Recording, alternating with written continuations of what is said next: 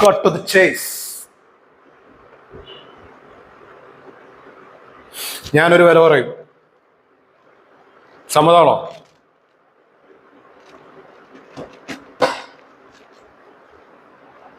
$40 lakhs.